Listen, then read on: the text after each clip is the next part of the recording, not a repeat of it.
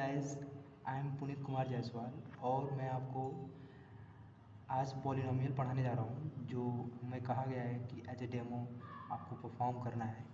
तो let's see, चलो शुरू करते हैं। पॉलिनोमियल, जैसा कि हम जानते हैं कि पॉलिनोमियल जो है काफ़ी इम्पोर्टेंट चैप्टर है और ये इम्पोर्टेंट केवल क्लास 9th-10th के लिए ही नहीं है। इवन जब आप आईआईटी की तैयारी करते हो 9, 10, 11, 12 के बाद, तो उसमें भी क्वाड्रेटिक इक्वेशन एक चैप्टर है जो वहाँ पे इसका यूटिलाइज वहाँ पे होता है।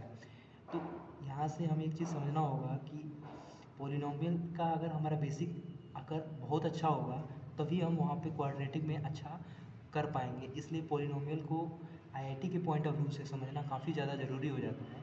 इसलिए आइए शुरू करते हैं पॉलिनोमियल चैप्टर, ठीक है। तो सबसे पहले पॉलिनोमियल में अगर हम बात करें तो एक होगा वेरिएबल और एक होगा कांस्टेंट। ये दो टर्म हैं जिन्हें हमें जानना बहुत ज़रूरी हो जाता है। तो वेरिएबल जो है, वेरिएबल क्या होता है? वेरिएबल एक ऐसा नंबर होता है जो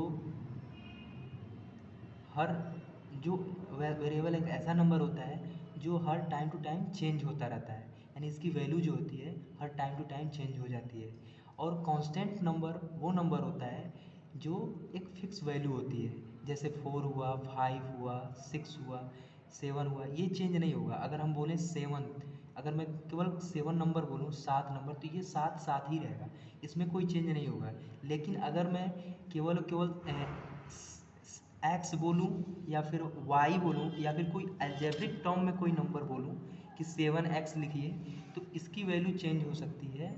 लाइक क्योंकि x की वैल्यू 1, 2, 3 कुछ भी हो सकती है, कोई भी रियल नंबर हो सकती है, ठीक है। तो जो वेरिएबल नंबर होता है उसको हम अल्फ़ाबेटिकली हम इसको रिप्रेजेंट करते हैं।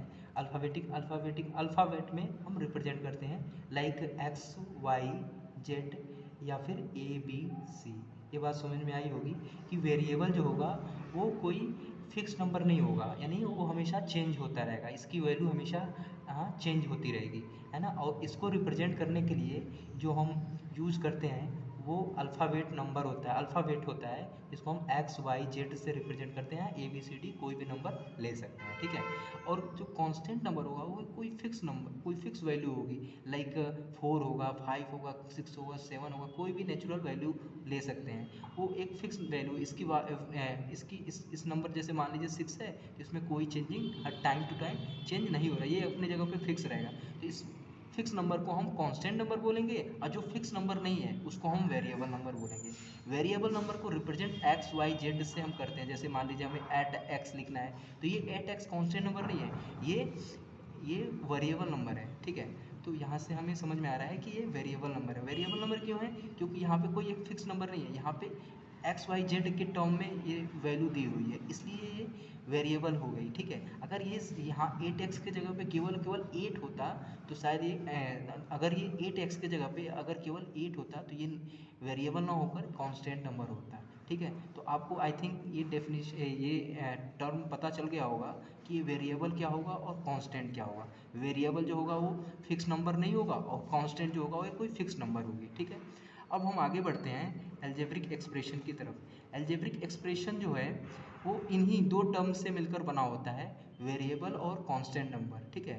तो इसका डेफिनेशन समझेंगे कि a combination of constant and variable connected by some और all of the operation plus minus divide, plus minus into and divide is known as an algebraic expression. मतलब क्या है कि हमने अभी जो ये पढ़ा है वेरिएबल और कांस्टेंट, इन्हीं वेरिएबल और कांस्टेंट को अगर हम इन ये जो चार ऑपरेशन है, प्लस माइनस इनटू और डिवीजन, इन्हीं से कनेक्ट कर देते हैं अगर इन दोनों वेरिएबल और कांस्टेंट को, तो जो हमें ये जो मिलता है, यानी जो हमें एक्सप्रेशन मिलता है उसको हम एल्जेब्रिक एक्सप्रेशन बोलेंगे।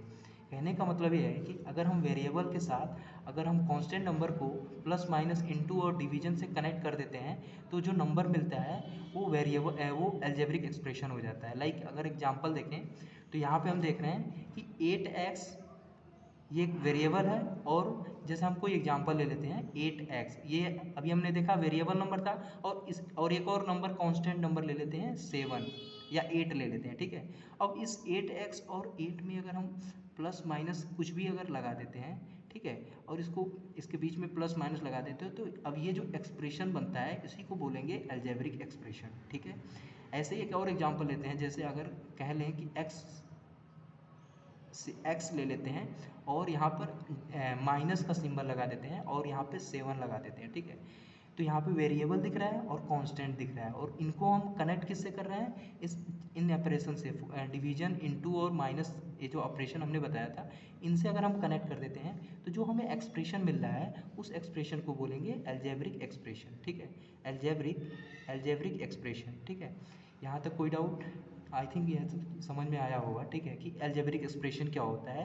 अलजेब्रिक एक्सप्रेशन बेसिकली ये जो वेरिएबल है और कांस्टेंट नंबर है, इन्हीं का कॉम्बिनेशन है, और साथ ही साथ और ये प्लस माइनस डिवीजन इनटू साथ ही साथ ये इंक्लूड होना चाहिए, ठीक है।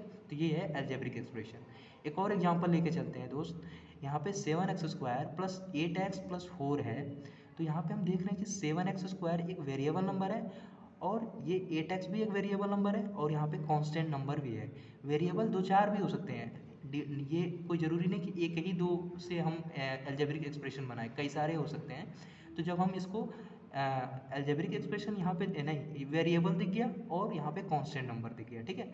अब इन वेरिएबल और कांस्टेंट नंबर को जब हम किसी मैथमेटिकल ऑपरेशन यानी प्लस माइनस डिवीजन इनटू से हम कनेक्ट कर रहे हैं ना, तो यहाँ पे ये जो हमें एक्सप्रेशन मिल रहा है उसको हम क्या बोलेंगे, अलजेब्रिक एक्सप्रेशन। तो यहाँ पे साफ साफ क्लियरली दिख रहा है कि ये जो वेरिएबल है 7x² एंड 8x और ये जो नंबर है इसको हम प्लस माइनस से कनेक्ट किए हैं, प्लस से कनेक्ट किए हैं, ठीक है। तो ये एक्सप्रेशन जो हो गया वो अलजेब्रिक एक्सप्रेशन हो गया। यहाँ पे एक और देखेंगे कि x³ plus x² plus x plus 5, तो यहाँ पे हम देख रहे हैं कि ये जो वेरिएबल टर्म दिख रहा है x³ और ये x² और ये x, ठीक है, और यहाँ पे कांस्टेंट नंबर दिख गया 5, इसको हमने प्लस से कनेक्ट किया है, तो जो एक्सप्रेशन मिल रहा है ये एक अलजेब्रिक एक्सप्रेशन बनता हुआ दिखाई दे रहा है ना। आई थिंक ये समझ में आ रहा है। इसके बाद से फ्रेंड्स एक और चीज़ हम देखते हैं कि कोफिशिएंट क्या होता है। तो कोफिशिएंट बेसिकली क्या होता है कि कोफिशिएंट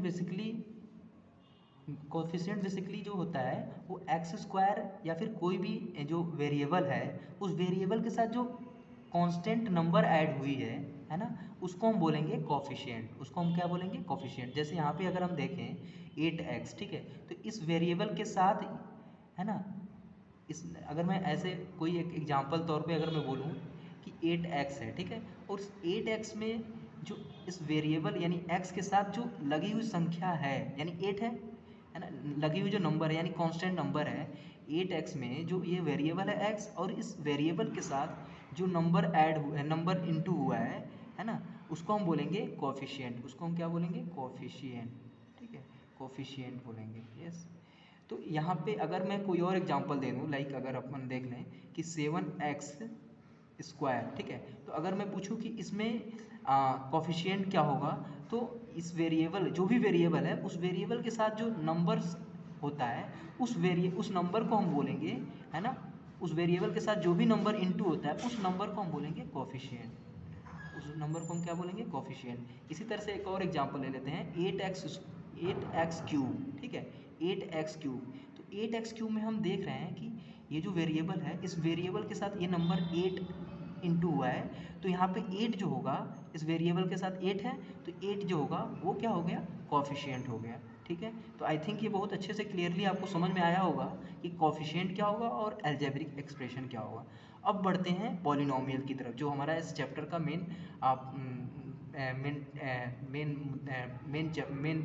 इस चैप्टर का जो मेन टॉपिक था पॉलिनोमियल, ठीक है ना। तो अपन पॉलिनोमियल पे बात करते हैं कि पॉलिनोमियल अब होगा क्या। तो पॉलिनोमियल बेसिकली अगर हमें ये दो चीज़ें समझ में आ गई तो ऑब्वियसली पॉलिनोमियल समझ में आ जाएगा। पॉलिनोमियल क्या होगा कि एक ऐसा algebraic expression where the power of variable, जहाँ पे वेरिएबल का जो पावर है is always non negative integer, मतलब जो अलजेब्रिक एक्सप्रेशन ही होता है, पॉलिनोमियल अलजेब्रिक एक्सप्रेशन ही होता है, बट पॉइंट ये है कि उसका जो पावर होना चाहिए यानी जो वेरिएबल पे जो पावर होना चाहिए वो नॉन निगेटिव होना चाहिए, नॉन निगेटिव होना चाहिए, ठीक है। अब इसको थोड़ा सा और अच्छे से डिटेल में समझने की कोशिश करेंगे अपन कि क्या होता है पॉलिनोमियल। पॉलिनोमियल जैसे हमने कोई अलजेब्रिक एक्सप्रेशन लिख लिया, लाइक अगर x² प्लस 5x प्लस 6, तो हम ये देख रहे हैं कि ये एक एल्जेब्रिक एक्सप्रेशन है क्योंकि हमने वेरिएबल को और एक कांस्टेंट नंबर को इससे प्लस से या माइनस से कनेक्ट कर रखा है, प्लस से कनेक्ट कर रखा है, ठीक है। तो ये एक एल्जेब्रिक एक्सप्रेशन दिख रहा है। एल्जेब्रिक एक्सप्रेशन तो हो, ठीक है, लेकिन ये जो पावर है यहाँ पे हम देख रहे हैं 2 देख रहे हैं, 1 देख रहे हैं, तो क्या ये निगेटिव या पॉजिटिव? तो आपका आंसर होगा पॉजिटिव। और वही चीज़ें होती है non negative integer. Non negative integer वो इंटीजर होती हैं जो पॉजिटिव इंटीजर होती हैं, पॉजिटिव इंटीजर होती है, मतलब 1 2 3 4 5 6 7 ये जितने भी नेचुरल नंबर हैं वो होना चाहिए पावर। पावर का मतलब ये होता है कि कोई भी वेरिएबल है तो उसके ऊपर जो नंबर है वो हम नंबर को हम बोलेंगे पावर, ठीक है। तो यहाँ पे हम देख रहे हैं कि x के पावर 2 है और यहाँ पे पावर देख रहे हैं x के पावर 1, यानी ये पॉजिटिव इंटीजर है ना, यानी नॉन निगेटिव इंटीजर है, ठीक है। तो यहाँ पे हम ये देख रहे हैं कि नॉन निगेटिव इंटीजर है, इसलिए यहाँ पे ये जो एल्जेब्रिक एक्सप्रेशन है वो पॉलिनोमियल हो जाएगा। आगे एक और एग्जांपल देखेंगे अपन। यहाँ पे देखेंगे x cube plus x square minus x plus 6। तो यहाँ पे हम पावर देख रहे हैं प्लस 3 और यहाँ पे 2 और यहाँ पे देख रहे हैं 1। तो यहाँ पे जो पावर है वो नॉन निगेटिव है यानी पॉजिटिव इंटीजर है 3 2 1, इसलिए यहाँ पे जो ये पॉलिनोमियल होगा यहाँ पे जो एल्जेब्रिक एक्सप्रेशन दिखाई दे रहा है वो क्लियरली पॉलिनोमियल होगा। एक और एग्जांपल लेके चलेंगे फ्रेंड्स। यहाँ पे एक्स क्यूब, ठीक है, एक्स स्क्वायर और यहाँ पे एक और ले लेते हैं 1/x, ठीक है। तो यहाँ पे अगर हम देखें x के पावर तो 2 दिख रहा है, लेकिन x के पावर अगर ये अगर ऊपर जाएगा तो एक्स स्क्वायर अब प्लस, अगर ये x के पावर, चूँकि ये हमने पढ़ा है कि ये पावर जब ये x 1/x होता है और ये पावर जब ऊपर जाता है तो x के पावर -1 हो जा रहा है। तो यहाँ पे फ्रेंड्स देख रहे हैं कि यहाँ पे पावर तो 2 दिख रहा है लेकिन यहाँ पे पावर -1 दिख जा रहा है, ठीक है। इस तरह से हम यहाँ पे क्लियरली कह सकते हैं कि ये जो एल्जेब्रिक एक्सप्रेशन है ये पॉलिनोमियल नहीं होगा, ठीक है, ये पॉलिनोमियल नहीं होगा। क्यों? क्योंकि यहाँ पे पावर तो यहाँ पे पावर जो है यहाँ पे पॉजिटिव इंटीजर तो दिख रहा है, पॉजिटिव तो दिख रहा है, लेकिन यहाँ पे पॉजिटिव इंटीजर नहीं बल्कि यहाँ पे माइनस इंटीजर दिख रहा है, जिसकी वजह से ये जो एक्सप्रेशन है वो एल्जेब्रिक एक्सप्रेशन नहीं है। एक और एग्जाम्पल देखेंगे, X square plus root X plus 6, ठीक है। तो यहाँ पे हम देख रहे हैं कि एक्स स्क्वायर, ठीक है, और x के पावर 1/2 है, ठीक है, और ये प्लस 6 है, ठीक है। तो यहाँ ये सॉरी मैं डायरेक्टली बोल दिया, मेरे को इसको बताना चाहिए था, एक्स स्क्वायर, ठीक है, और ये प्लस x के पावर 1 ये यहाँ पर हम देख रहे हैं रूट में x है, तो रूट में x को अपन लिखेंगे x के पावर 1/2, ठीक है, और यहाँ पे प्लस 6 लिखेंगे। क्यों? क्योंकि ये रूट में कोई भी चीज़ लिखी होती है तो x के पावर 1/2 ही होती है, ठीक है। तो ये आपको अंडरस्टूड होगा। और यहाँ पे हम देख रहे हैं कि यहाँ पे अगर हम पावर देखें तो ये x के पावर 2 है, ठीक है, और यहाँ पे देख रहे हैं x के पावर 1/2 है, ठीक है। तो यहाँ पे तो इंटीजर है लेकिन यहाँ पे 1/2 जो है वो इंटीजर नहीं है बल्कि ये फ्रैक्शन है। इस तरह से ये भी जो होगा वो पॉलिनोमियल नहीं होगा, ठीक है।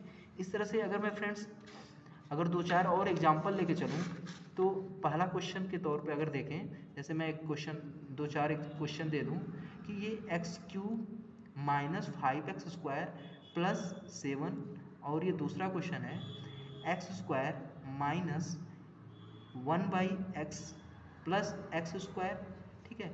फिर तीसरा क्वेश्चन है कि x square plus √5√x minus 6। फिर फोर्थ है x³ minus 5√x plus 7x plus 6, ठीक है। तो यहाँ पर इस क्वेश्चन में अगर हम देखें कि क्या ये पॉलिनोमियल होगा या नहीं होगा,